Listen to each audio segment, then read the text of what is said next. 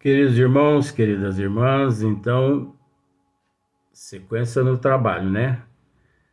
Sequência, vídeo de número 419, livro de Sueli Caldas Schubert, Obsessão e Desobsessão. Então, o médium obsidiado. E Sueli, ela diz assim, ela continua abordando o tema. Olha só para você ver.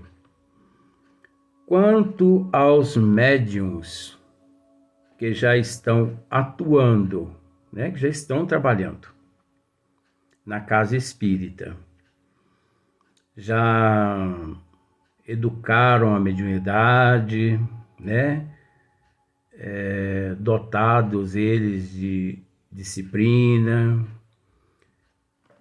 alguns anos de experiência. Então, pautados na responsabilidade, no compromisso, os que já têm uma atividade equilibrada. Seria absurdo catalogá-los todos como obsidiados. Seria absurdo catalogá-los todos como obsidiados, né? Embora, aí começa a complicar. Embora todos os médios, tanto quanto todos os seres humanos, embora todos os médios, tanto quanto todos os seres humanos, quer dizer, os que estão trabalhando ou não trabalhando, né? Sejam suscetíveis de sofrer obsessão. Todos nós estamos suscetíveis. Todos nós somos suscetíveis de sofrer uma obsessão. Isso é um processo tão natural, é tão normal. Às vezes, assim, do nada, desencadeia um transtorno, e pode ter certeza disso, que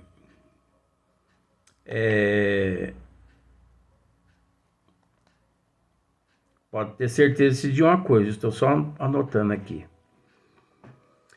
Pode ter certeza de uma coisa: o único responsável pelo desencadeamento de todo o transtorno obsessivo somos nós, os que se encontram no corpo físico. Nunca que o obsessor. Por isso que é preciso que todos nós nos conscientizemos de que o trabalho desobsessivo é da responsabilidade. O trabalho desobsessivo é da responsabilidade 100% exclusivamente nossa, e nunca que do obsessor, por vários motivos, né? Nós já tratamos desse assunto em outros vídeos, acho que você se lembra, quando nós tratamos desses assuntos, de forma que nós não vamos entrar no mérito desses assuntos mais, mas só tentando refrescar, com todo respeito, a tua memória, né? Então, olha só para você ver. Embora todos os médios, tanto quanto todos os seres humanos, sejam suscetíveis de sofrer obsessões. Como diz Joana de Ângeles, ninguém que esteja em regime de exceção na face da terra. Ninguém que esteja em regime de exceção na face da terra. Não há exceção. Quem há muitos anos trabalha com os dons mediúnicos, aqueles menos ostensivos, aqueles mais ostensivos, aquelas pessoas que trabalham na casa espírita, 30 anos trabalhando, de repente, apresenta um quadro obsessivo. E aquelas pessoas que nem espíritas são. É um católico, é um evangélico, é um budista, é um islamista, é um umbandista. De repente, obsidiado. De repente, obsidiado. Porque todo mundo é médium. Uns mais ostensivos, outros menos ostensivos. Então, o que leva a pessoa a compreender muito mais o que nós estamos dizendo a respeito das faculdades, dos dons mediúnicos e da educação mediúnica é o espiritismo. Porque se um espírita que tem conhecimento nos ouve, conforme aqui nós estamos narrando, ele consegue entender com muita facilidade. Por quê? Porque ele encontra-se dentro da doutrina, ele é um militante. É lógico que um católico, um evangélico, ele não consegue entender. Por quê? Porque ele não acredita nessas coisas. Ele vai dizer assim, eu, obsidiado? Eu, médium? Eu, mais ostensivo e menos ostensivo? Mas, observa para você ver o comportamento dessas pessoas.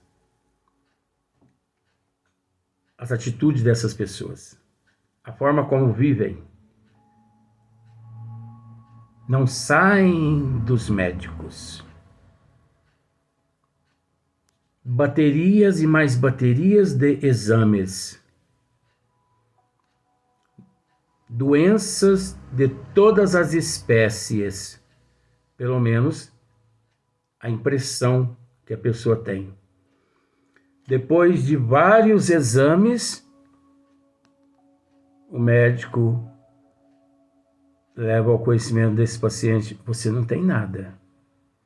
Mas como, doutor, que eu não tenho nada? Isso é um católico, evangélico, um budista, um islamista. Como que você não tem nada? É como que eu não tenho nada, doutor? Pois eu sinto tudo isso. Aí o médico diz assim, olha, se você quiser procurar um outro especialista, fique à vontade. Mas leve esses exames aqui que nós realizamos para facilitar a vida do meu companheiro que você vai procurar. Porque você não tem nada. Ele não vai dizer isso, é lógico. É tudo psicossomático. Você entendeu? Então, é a presença das energias, dos fluidos, dos espíritos sofredores, necessitados, doentes, carentes.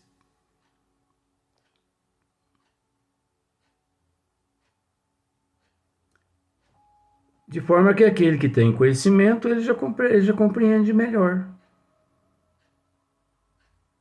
Então, ele sabe, ele entende que ninguém que esteja em regime de exceção na face da terra.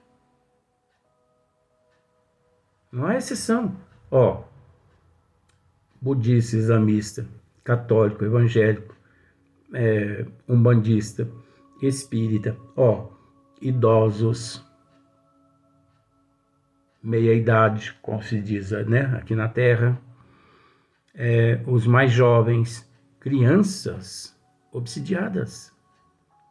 Crianças de 2 anos, 3 anos, 4 anos, 5, 6, 7, 8, 9, 10, 11, 12, 13, 14, 15, 16, até 100 anos. Todos sujeitos à obsessão. Todos. Independe. Quantos milhões de pessoas nestas condições, nesse exato momento? Muitos que creem e muitos que não creem. Quantos milhões de crianças nessas condições? Quantos milhões de crianças no mundo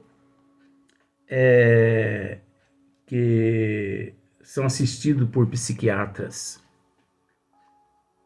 Quantos milhões de crianças no mundo emancipam-se à vida física, para não usar um outro termo que você conhece? Graças aos obsessores.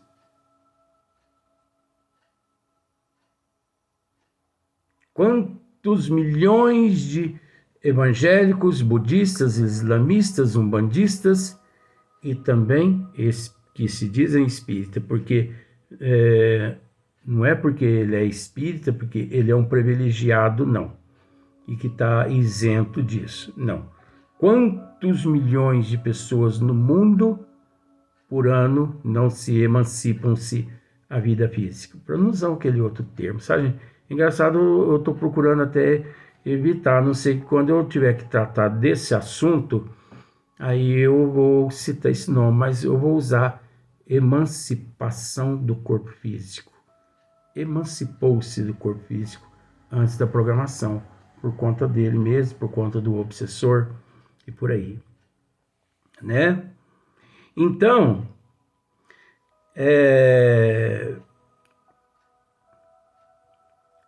ante uma obsessão sutil, porque existe a obsessão sutil, ou evidente a afligir o médium, afirma Kardec categoricamente, né? A obsessão de qualquer grau, sendo sempre efeito de um constrangimento, e este não podendo jamais ser exercido por um bom espírito. Segue-se que toda comunicação dada por um médium obsidiado é de origem suspeita e nenhuma confiança merece. Se você quiser, você recorre ao livro dos médiuns, o livro dos médiuns de Allan Kardec, na página 242 da 42ª edição da Federação Espírita Brasileira. Por que eu estou dizendo 42ª edição da Federação Espírita Brasileira? Número 242. Porque, dependendo das editoras, tem uma certa mudança, inclusive na correção, né? Então, nas correções que eles fazem, então eles modificam muito. Então, Kardec diz assim: a obsessão de qualquer grau, sendo sempre efeito de um constrangimento, este não podendo jamais ser exercido por um bom espírito, jamais, né? Sendo exercido por um bom espírito. Segue-se que toda comunicação dada por um médium obsidiado é de origem suspeita e nenhuma confiança merece. Nós já tratamos já desse assunto nos vídeos anteriores. Não tem crédito nenhum, não há crédito nenhum numa mensagem, numa comunicação vinda através de um médium obsidiado. Por isso que é preciso bastante cautela no grupo espírita, no grupo que a pessoa frequenta, no centro que a pessoa frequenta, É preciso bastante cautela, porque todos nós,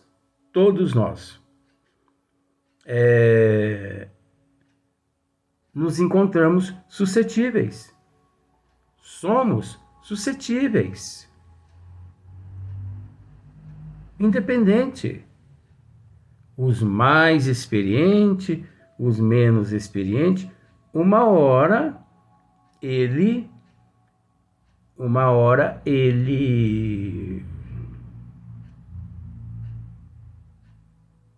é visitado por esses transtornos obsessivos. Então, o grupo, ao perceber esse comportamento, é natural. Vamos conversar com o médium obsidiado. Ah, mas será que fulano vai magoar, não vai ficar chateado? Que isso? Se a pessoa se chatear, ficar magoado, demonstração primeira de que ele não está de fato preparado e nunca esteve. Demonstração, atitude de que nunca foi um espírita sincero, porque o verdadeiro espírita, ele não se magoa, ele não fica chateado. Então, se você deparar com um espírita que diz assim, nossa, mas eu fiquei tão chateado com o comportamento do grupo lá onde eu frequentava. Ah, mas por que, fulano? Ou cicrana? Desculpe. Porque eles acharam que eu estava obsidiado e me chamaram para uma conversa. E você acredita que eles me afastaram dos trabalhos que eu realizava na casa? Na hora eu não falei nada, mas depois que eu saí, pensei comigo, não volto mais nessa casa. E de modo que eu não voltei mais nessa casa. Essa é a pessoa classicamente obsidiada. Porque não tem humildade. Não tem humildade de ouvir, não tem humildade de raciocinar, você entendeu? Não tem humildade de aceitar. Não tem humildade. Então, uma pessoa dessa é impossível crer nas manifestações que vêm através dela. As mensagens que vêm através dela. Então, o Sr. Lee continua dizendo assim, que Kardec dedica ao problema da obsessão o capítulo 23 de O Livro dos Médios. De fato, o capítulo 23 do Livro dos Médios. Procure, anote aí, capítulo 23, Livro dos Médios. Procure lá para você ver. Asseverando que ela se apresenta em 3 principais variedades.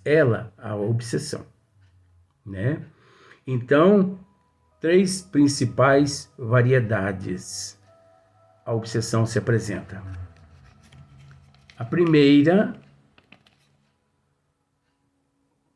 obsessão é a obsessão simples, né? A segunda é a de fascinação. E a terceira é de subjugação. Olha, eu vou dizer a verdade para você, eu não sei, com todo respeito. Sei sim, mas é uma forma de expressar. Eu não sei qual das 3 é pior. Se é a obsessão simples, a obsessão da fascinação ou a obsessão da subjugação. Eu só consigo entender que para mim as três são iguais. Vejamos, para mim, a obsessão simples, ela, ao mesmo tempo, de simples, ela não tem nada. Porque a obsessão simples, ela também, agregada nela, a fascinação e a subjugação. A obsessão, fascinação, tem agregado nela a simples e a subjugação. E da mesma forma, a subjugação, ela tem agregada nela a simples e a fascinação. Então, o codificador diz preferir o termo subjugação em lugar de possessão. Lá no livro dos médiuns, nós vemos, de fato, que Kardec, ele substitui o termo possessão por... Não é que ele substitui, ele prefere o termo subjugação do que possessão, de uso mais antigo. Afirma que, a seu ver, ambos os termos são sinônimos. Sim, ambos os termos são sinônimos, preferindo, entretanto, adotar subjugação para referir-se à obsessão mais grave. Justifica sua opção dizendo que a palavra possessão implica a crença de seres criados para o mal e perpetuamente votados ao mal.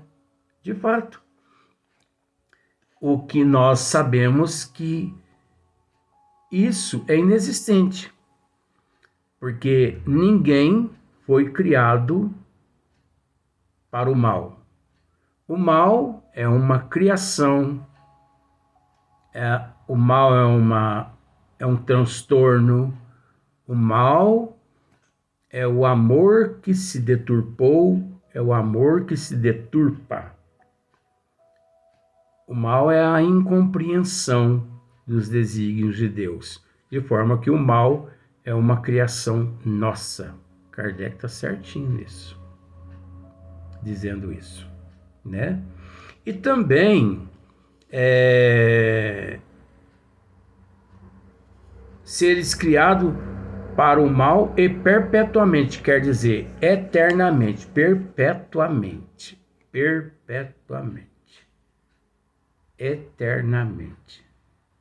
Não existe, né? Seres que foram criados para o mal por toda a eternidade. Pois nós sabemos, votados ao mal. O que não é verdade, pois todos os seres têm as mesmas possibilidades de evolução, de progresso. Tá vendo só? Pois nós sabemos que depois desse estado, existe a oportunidade da redimissão. Então, o indivíduo se redimindo através das oportunidades reencarnatórias, através das oportunidades dos reencontros com aqueles os quais ele prejudicou, né?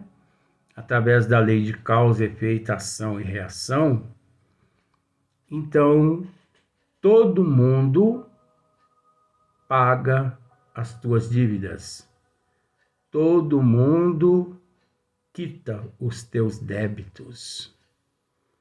Então, não existe o mal, não existe aqueles que foram criados para o mal perpetuamente, né? Pois todos os seres têm as mesmas possibilidades de evolução, de progresso, e ainda que implica igualmente a ideia do apoderamento de um corpo por um espírito estranho, de uma espécie de coabitação, quando realmente o que existe é uma constrição, tá vendo só? E ainda que implica igualmente a ideia do apoderamento de um corpo por um espírito estranho de uma espécie de coabitação, né? Quando realmente o que existe é uma constrição, apenas uma constrição. É um processo de perturbação, é um processo de coabitação mesmo, né? Essa constrição, essa coabitação, essa sintonia, essa vibração, devido ao desequilíbrio daquele que se encontra no corpo físico, mas reequilibrando-se, obviamente, aquela coabitação deixa de existir, aquela constrição deixa de existir. Entretanto, revendo o assunto em A Gênese, capítulo 14, item 47, o mestre lionês, quer dizer, Kardec, passa a adotar o termo possessão. Mas veja bem, talvez por ser este de uso mais popular, esclarecendo então que, na possessão, em vez de agir exteriormente, o espírito atuante se substitui, por assim dizer, ao espírito encarnado. Toma-lhe o corpo para domicílio, sem que este, no entanto, seja